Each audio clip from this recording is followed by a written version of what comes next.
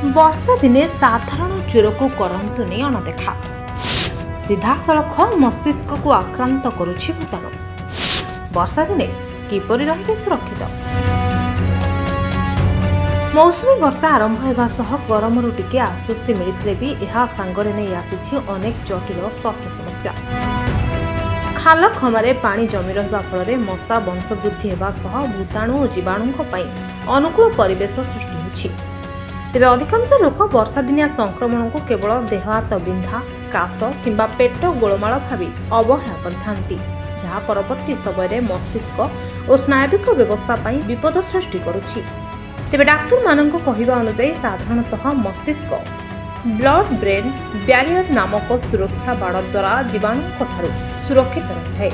ହେଲେ କେତେକ ଭୂତାଣୁ ଏହି ସୁରକ୍ଷା ବାଡ଼ ଭାଙ୍ଗି ମସ୍ତିଷ୍କ ଚାରିପଟେ ପ୍ରଦାହ ସୃଷ୍ଟି କରିଥାନ୍ତି। ଏହି ରୋଗକୁ ଡାକ୍ତରୀ ଭାଷାରେ ଏନସିଫାଲାଇଟିସ୍ ବୋଲି କୁହାଯାଏ। ତେବେ ଜାପାନିଜ୍ ଏନସିଫାଲାଇଟିସ୍, ଚାନ୍ଦିପୁରା ଓ ହାର୍ପିକ୍ ସିମ୍ପ୍ଲେକ୍ସ ଭଳି ଭୂତାଣୁ ଏଥିପାଇଁ ଦାୟୀ। ଏହା ବ୍ୟତୀତ ସାଧାରଣ ଡେଙ୍ଗୁ ଜ୍ୱର ମଧ୍ୟ ମସ୍ତିଷ୍କକୁ ସଂକ୍ରମିତ କରି ଏନସିଫାଲାଇଟିସ୍ର ରୂପ ମଧ୍ୟ ନେଉଛି। ଫଳରେ ରୋଗୀଙ୍କୁ ହଠାତ୍ ମୁଣ୍ଡ ଗୋଳମାଳ ଲାଗିବା, ଅଧିକ ନିଦୁଆ ଲାଗିବା, ବାତ ମାରିବା, କଥା କହିବାରେ ଅସୁବିଧା ହେବା ଓ ବାନ୍ତି ହେବା ଭଳି ଲକ୍ଷଣ ଦେଖାଯାଉଛି।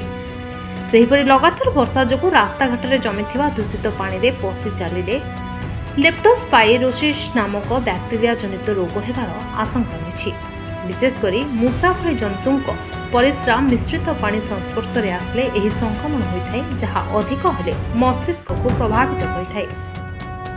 ଆସନ୍ତୁ କ'ଣ କଲେ ଏଭଳି ସମସ୍ୟାରୁ ମୁକ୍ତି ମିଳିପାରିବ ସେ ବିଷୟରେ ଜାଣିବା। ଘର ଓ ଆଖପାଖରେ ପାଣି ଜମିବାକୁ ଦିଅନ୍ତୁ ନାହିଁ। ଜଳପ୍ଲାବିତ କିମ୍ବା ଗୋଳିଆ ପାଣିରେ ପଶି ଚାଲନ୍ତୁ ନାହିଁ। ସଦାସର୍ବଦା ବିଶୁଦ୍ଧ ଫୁଟା ପାଣି ପିଅନ୍ତୁ ଏବଂ ତଟକା ଖାଦ୍ୟ ଖାଆନ୍ତୁ। ଜ୍ୱର ସହ ମୁଣ୍ଡ ବିନ୍ଧା କିମ୍ବା ନିଦୁଆ ଲାଗିବା ଭଳି ଲକ୍ଷଣ ଦେଖାଦେଲେ ଅବହେଳା ନ କରି ତୁରନ୍ତ ଡାକ୍ତରଙ୍କ ପରାମର୍ଶ ନିଅନ୍ତୁ।